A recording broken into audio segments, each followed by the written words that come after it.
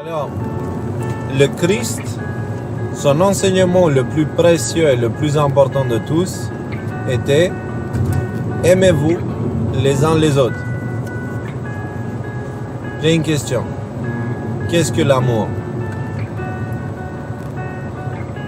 Parce que c'est bien de dire « Aimez-vous les uns les autres ».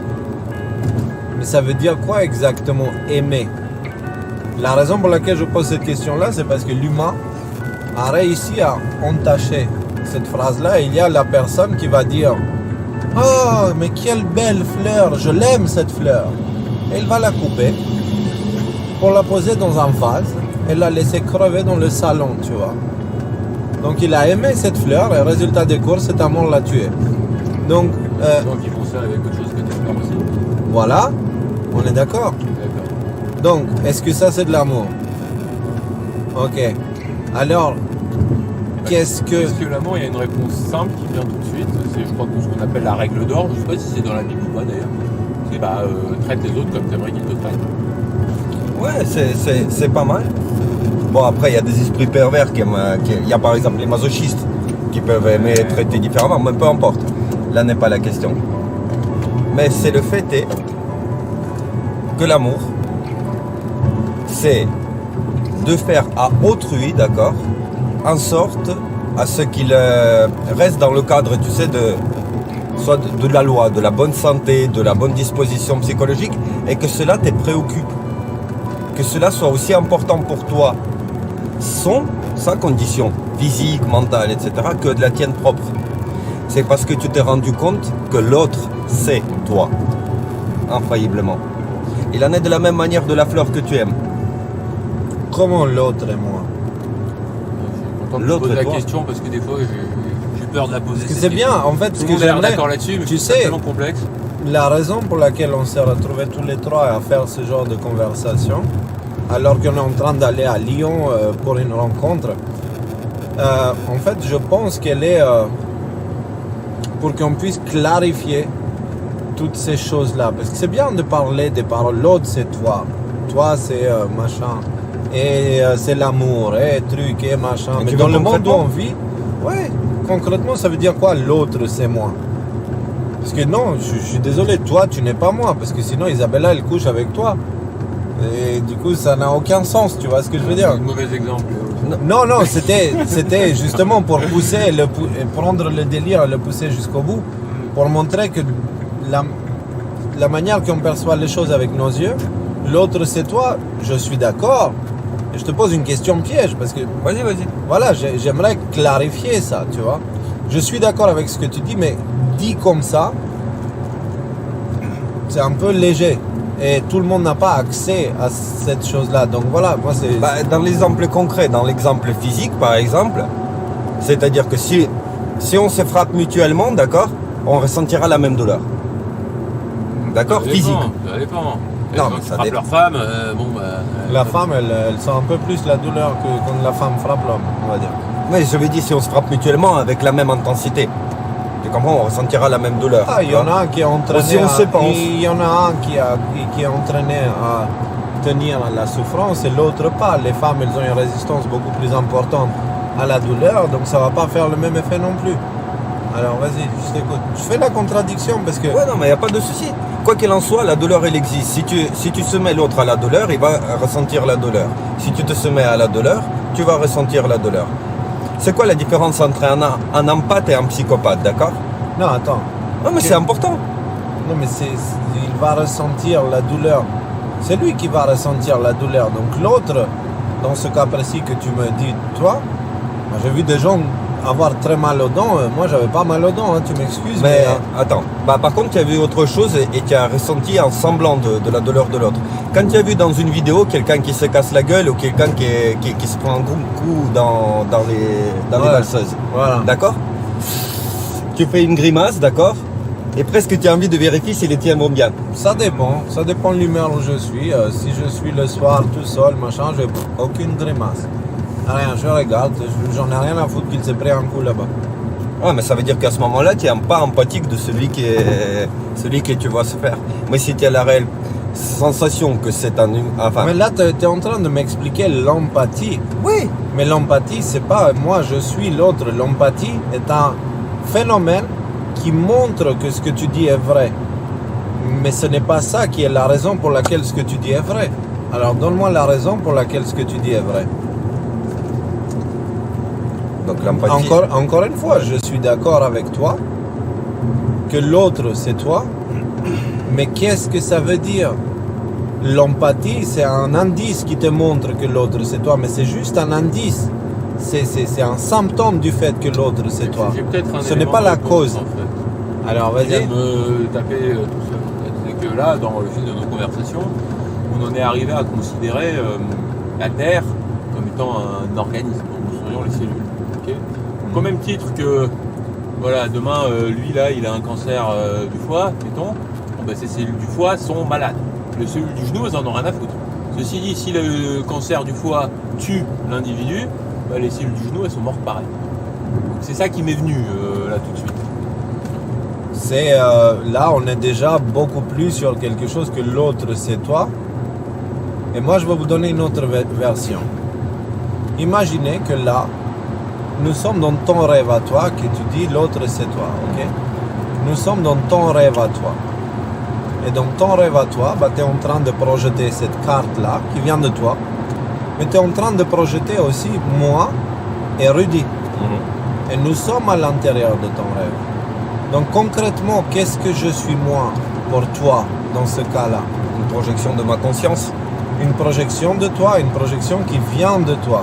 Donc ça veut dire quoi? Ça veut dire qu'en ce moment-là, tu es en train d'interagir avec une part de toi qui s'est matérialisée dans un corps, tu vois.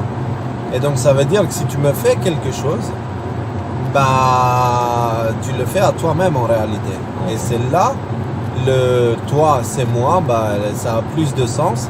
Et maintenant, ce que le Christ nous dit, aimez-vous les uns les autres, c'est exactement la même chose, simplement parce que cette réalité, c'est un rêve, et c'est le rêve de celui qu'on appelle le Créateur, Dieu, plein de choses, ok? Et donc, Et nous, de la même manière que là, moi, si on était dans ton rêve, moi, je suis toi, dans cette réalité-là qui est le rêve de Dieu, nous sommes tous ses projections, et donc nous sommes tous lui à la fois, mais des projections de lui en même temps avec un petit peu... bien sûr. Voilà, On est l'autre de Dieu, en fait, mais qui émane de sa conscience. voilà. Ah, mais si on est des projections séparées, pourquoi est-ce que si je fais du mal à lui, est-ce que je me fais du mal à moi? Parce qu'à priori on est séparés quand même. On a dit qu'on est des projections, mais des projections différentes d'une même entité, Mhm. De la même conscience. de la même conscience, oui. Alors pourquoi est-ce que... qu'est-ce qui fait que dans tout ce qu'on a expliqué, il y a quelque chose de fondamentalement négatif à faire du mal à un autre? Parce qu'a priori on pourrait, parce que on pourrait s'en foutre.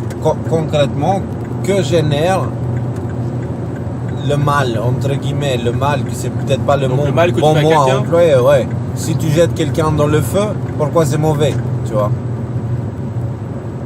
Bah, moi je te dis, qu'est-ce qui se passe à l'intérieur d'un rêve?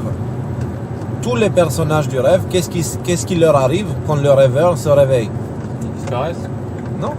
Ils rejoignent le rêveur et ils redeviennent Restez un. sur la file de droite pour continuer sur... Ils redeviennent un. Et en redevenant un, bah, ils prennent conscience qu'ils se sont fait mal à eux-mêmes en fait.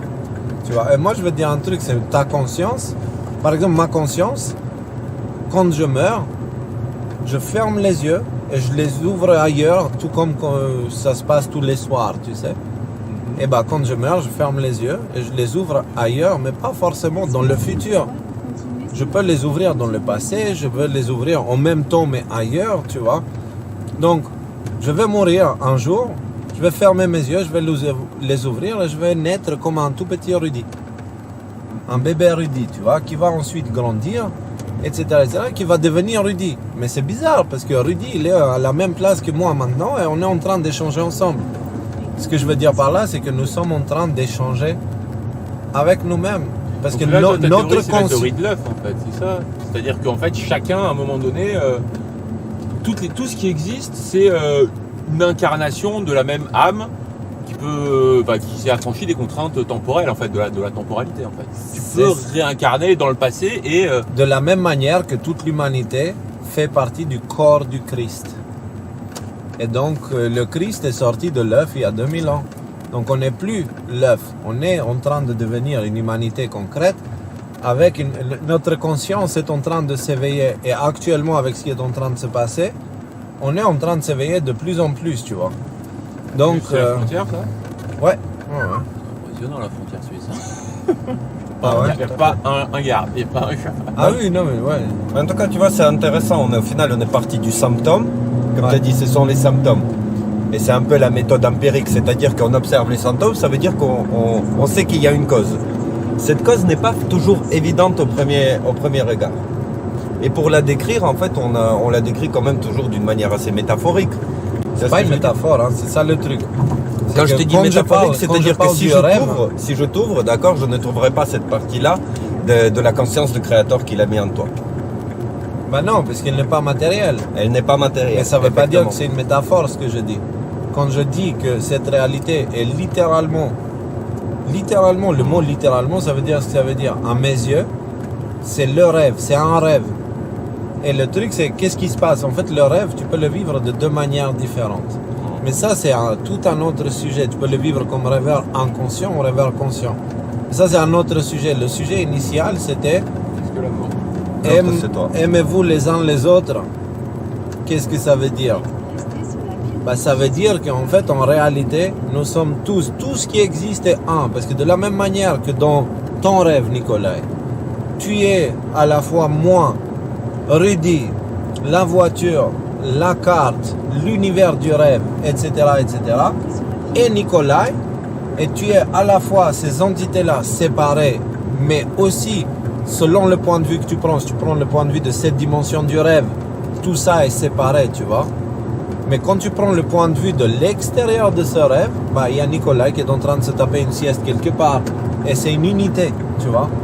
Et bah, selon notre point de vue, voilà, on peut être ces choses séparées ou cette unité.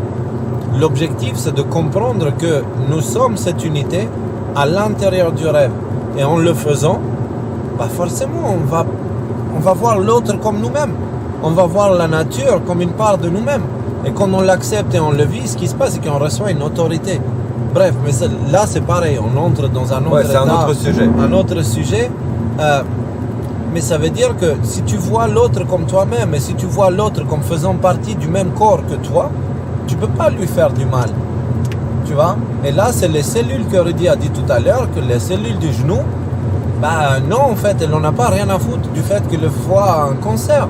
Parce qu'ils font partie du même corps et du coup, ce genou-là, il va faire de son mieux pour essayer de jouer son rôle au mieux possible pour soutenir ce foie qui semble cumuler la source du mal, tu vois, et son défaire. Tout à fait. Donc, au final, les gars, vous vous rendez compte, on a répondu à une question millénaire. Et c'est une réponse que le Christ nous a donnée, mais que l'humanité n'était pas prête à l'époque. Aimez-vous les uns les autres, tu vois. Aime l'autre comme toi-même. Toutes ces choses-là. Et pourtant, il y a pas 10 minutes de ça, Parce qu'il est, il y a toi. un gars qui t'a dans une Audi qui nous a bien gonflé quand même. Oui, mais je voulais juste lui montrer Ah non, je te parle pas de toi. Attends, là, dans ton non, mais plaisir. je voulais rajouter, Christ, il a dit, aimez vos ennemis. Ouais. C'est très difficile à comprendre. Par exemple, quand tu prends pas conscience de ça, de ce qu'on a évoqué jusqu'à maintenant. Mais quand tu as pris conscience de ça et que tu imagines que l'autre, c'est juste une partie de Dieu enfermée dans un corps, dans un rôle, en fait, dans cette projection particulière, bah, là, ça prend tout son sens. Là, ça prend tout son sens. Bah parce que l'ennemi, c'est aussi une part de toi, en fait, de ton côté universel. Bien sûr. Et cet ennemi-là, bah, s'il est ennemi, c'est parce que lui, il n'a pas pris conscience de cette unité. Et il est en train, bah, justement, là, on entre dans l'autre sujet, le rêveur conscient et le rêveur inconscient. Il y en a un qui subit le rêve, l'inconscient, et du coup, il voit le géant là-bas. Il se dit, ah, un géant, j'ai peur. Et il ne prend pas conscience, c'est lui-même qui est en train de le projeter. Et du coup, qu'est-ce qui se passe? Ce géant, c'est quoi? C'est une manifestation de sa peur. Ok? Et bah, du coup, si lui, il a peur, il nourrit cette peur. Et du coup, le géant devient plus grand. Mais s'il devient plus grand, la personne a encore plus peur. Et du coup, si elle a plus peur, le géant devient plus grand. Et on part dans une spirale où le géant finit par devenir quelque chose de trop grand. Mais ça, tout ça, c'est un autre sujet. Parce que le rêveur conscient, lui, comme c'était le cas du Christ, il voit le géant et il sait prochain quoi. sujet qu'on pourra se faire pour la prochaine vidéo. Juste sors-moi le portefeuille pour le péage là et Ouais. s'il te plaît, ouais. Si tu veux. Bah, les amis, on ferme celui-là. La conclusion, aimez-vous les uns les autres.